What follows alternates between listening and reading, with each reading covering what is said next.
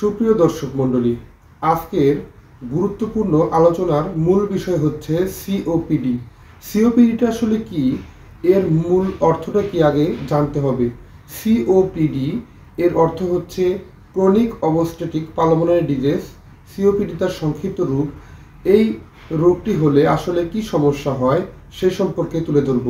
তার আগে যারা এখনো সময়ের স্বাস্থ্য কথায় সাবস্ক্রাইব করেনি অবশ্যই সাবস্ক্রাইব করবেন এবং পাশে থাকা বেল আইকনে ক্লিক করে নিয়মিত আপডেট নেবেন। চলুন মূল আলোচনাটি শুরু করা যাক। সিওপিডি এরকম রোগ হলে সাধারণত কিছু বিশেষ লক্ষণ দেখা যায়।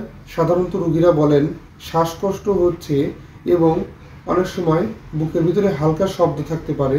এ ধরনের রোগীদের সাধারণত হিস্ট্রি নিলে দেখা যায় যে এরা অধিকাংশ রোগীরাই বয়স 40-এর উপরে এবং বিড়ি সিগারেট খাওয়ার অভ্যাস ছিল পুনরাবৃত্তি, এবং পুরনো সময়ে তারা বিড়ি সিগারেট নিয়মিত খেতেন, অর্থাৎ ধূমপান করতেন নিয়মিত। এর পাশাপাশি এই ধরনের রোগীরা সাধারণত বিভিন্ন রকম হিস্ট্রি দিয়ে থাকে, যেমন কটন মিলে কাজ করার মতো ইতিহাস থাকে তাদের, কিংবা বিভিন্ন ধূলিবালিতে কাজ করার মতো একটা হিস্ট্রি থাকে।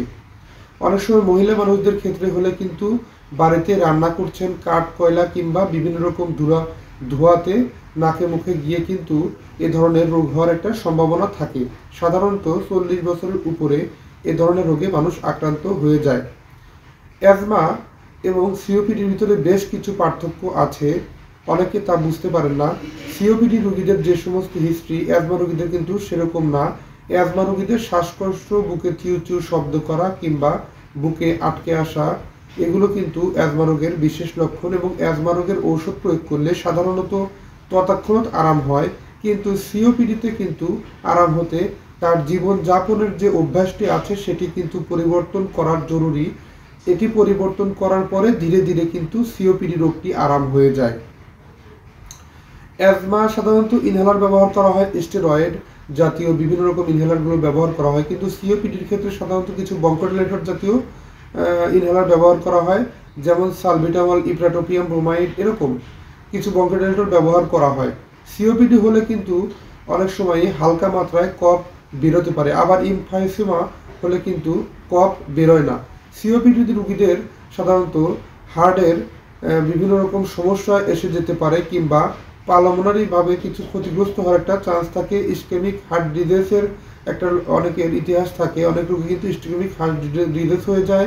এরকম কিছু জটিল কঠিন সমস্যা দেখা যায় সাধারণত সিওপিডি রোগীদের, কারণ লম্বা সময় ধরে ধূমপান করার কারণে কিংবা ধোঁয়া সাধারণত লাগের ভিতর ঢোকার কারণে বেশ খানিকটাই পালমোনারি ক্ষতিগ্রস্ত হয়ে যায়, এবং এতে করে কিন্তু সাধারণত সিওপিডি রোগীদের এরকম বহুল সমস্যা দেখা যায়। সিওপিডি রোগীদের যারা সিওপিডির রোগে আক্রান্ত আছেন তাদের কিন্তু অনেকেরই ইসকেমিক হার্ট ডিজিজ কিংবা ডায়াবেটিসের মতো রোগ সাধারণত হয়ে থাকে। সিওপিডি রোগটি সাধারণত 40 বছরের উপরের রোগীদেরই হয়ে থাকে। এর নিচের রোগীদের সাধারণত সিওপিডি হওয়ার সম্ভাবনা কম, কারণ অধিকাংশ রোগীরাই অ্যাজমা রোগে ভুগে থাকেন।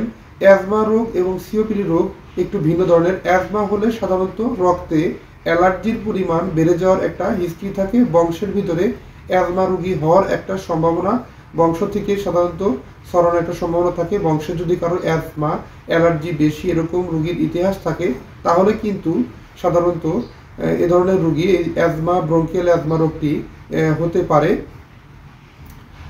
আর সিওপিডিটা আসলে ব্রঙ্কাইটিস বা ক্রনিক ব্রঙ্কাইটিসের মতোই একটা রোগ। এটি লম্বা সময় ধরে ধূমপান কিংবা লম্বা সময় ধরে ধোঁয়া কিংবা ধূলিবালিতে কাজ করা কিংবা কটন মিলের কটন নাকে মুখে গিয়ে শ্বাসকষ্ট কিংবা লম্বা সময় ধরে এই কাজ করার কারণে, এই সমস্ত মিলে কাজ করার কারণে মিলের ধুলাবালি কিংবা কটন কিংবা বিভিন্ন রকম ধূমপান করার অভ্যাস থাকে অনেকের, ধূমপানের কারণে এরকম সমস্যা হতে পারে।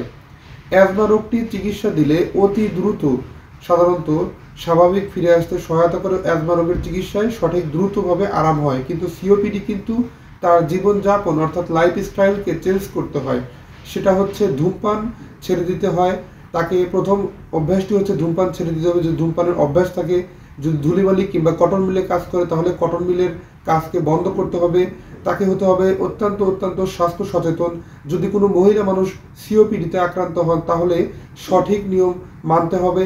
তিনি যদি ধোঁয়া কিংবা সেই সমস্ত জায়গায় বান্নার কাজ করেন যেখানে অতিরিক্ত ধোঁয়া ওড়ে, সেই সমস্ত জায়গাকে ত্যাগ করতে হবে। তাহলে ধীরে ধীরে সিওপিডি রোগ থেকে কিন্তু সুস্থ থাকতে পারবেন।